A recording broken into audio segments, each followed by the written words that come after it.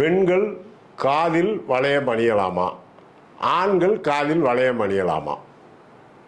அன்பார்ந்த Sudarshan astrology remedies நேயர்களே, இன்று முற்காலத்தில் ஆண்கள் தான் காது குட்ட மாட்டார்கள். பிறக்கும்போது அந்த குழந்தைக்கு காது குத்துவதோடு சரி. ஆனால் இப்பொழுது ஃபேஷன் என்கின்ற ஒரு உலகம் வந்துவிட்டது. அந்த ஃபேஷன் ஆண்களும் காது குத்தி ஒரு வளையம் போட்டுக்கொள்கின்றார்கள்.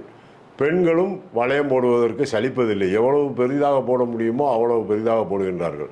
முற்காலத்திலே தாய்மார்கள் காது வளர்த்து அதற்கு தண்டட்டி என்று எங்கள் பகுதியிலே சொல்வார்கள். பெரிய கொப்பு சலகை எல்லாம் போட்டு காதில் மாட்டியிருப்பார்கள். அதை ஆட்டும் பொழுது அவளுக்கு கோபம் குறைகிறது என்று நினைத்து வளர்த்தார்கள். உண்மையிலேயே ஜோதிட ரீதியாகவும் அறிவியல் ரீதியாகவும் ஒன்றை தெரிந்து கொள்ளுங்கள். ராகு கேது என்னும் ஒரு அழகான கிரகங்கள் பாவ கிரகங்களாக இருந்தாலும் அந்த பாவ கிரகங்கள் திருவாதிரை சுவாதி சதயம் நட்சத்திரமாக இருந்தாலும் சரி, அஸ்வினி மகம் மூல நட்சத்திரமாக இருந்தாலும் சரி, இது பிளவுபடாத நட்சத்திரங்கள். நன்றாக தெரிந்து கொள்ளுங்கள். அஸ்வினி மகம் மூலம் எல்லாம் ஒன்றாம் பாதம் முழுவதும் கண்டாந்தகம் என்கின்ற நட்சத்திரத்தினுடைய சாரம் வாங்கியது.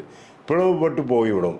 இந்த அஸ்வினி மகம் மூலம் நட்சத்திரத்துக்காரர்களும் சரி, திருவாதிரை சுவாதி நட்சத்திர சதய நட்சத்திரக்காரர்களும் சரி, ஆண் பிள்ளையாக இருந்தாலும் சரி, பெண் பிள்ளையாக இருந்தாலும் சரி, காதில் வளையம் போட்டீர்களானால் உங்கள் வீட்டில் மூத்த ஆண்மகனோ அல்லது ஒரு ஆண் பிள்ளையோ கண்டிப்பாக படிக்காமல் தற்கூரியாக போய்விடும். அவன் வாழ்க்கையும் சரியில்லாமல் போய்விடும். கணவன் மனைவி பிரிவார்கள்.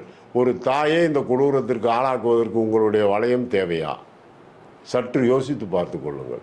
இந்த வளையத்தை கழட்டி வைத்து விட்டால் நாங்கள் நன்றாக இருப்போமா? முதலில் ஒரு விஷத்தை சாப்பிட்டு விட்டு இந்த விஷத்தை மீதை கீழே போட்டு விட்டால் நமக்கு சரியாக வந்து விடுமா? அப்பொழுது சற்று யோசிக்க வேண்டும். இதற்கு எப்படி நாம் ரெமெடி செய்து கொள்வது? அப்பொழுது திருவாதிரை சுவாதி சதயம் நட்சத்திரத்தில் பிறந்தவர்களுக்கு, திருவாதிரை நட்சத்திரத்தில் பிறந்தவர்கள் செங்கல் சூளை, சதய நட்சத்திரத்தில் பிறந்தவர்கள் கண்டிப்பாக கும்பத்துக்கு பலன், சுவாதி நட்சத்திரத்தில் பிறந்தவர்கள் முத்தை வைத்து பூஜை செய்ய வேண்டும்.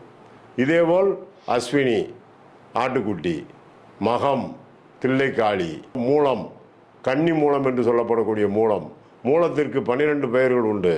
அந்த மூலத்தை மூல நட்சத்திரத்தை 12ஆக பிரிக்கும் போது அபுக்த மூலம் என்பதே முதல் பாகமாக வருகின்றது. அந்த மூலம் உள்ளவர்கள் அதற்கு கத்தாழை, செங்கத்தாழை, இதை பற்றி பின்னால் சொல்கின்றேன். சந்தேகம் இருப்பவர்கள் போனில் தொடர்பு கொள்ளும்.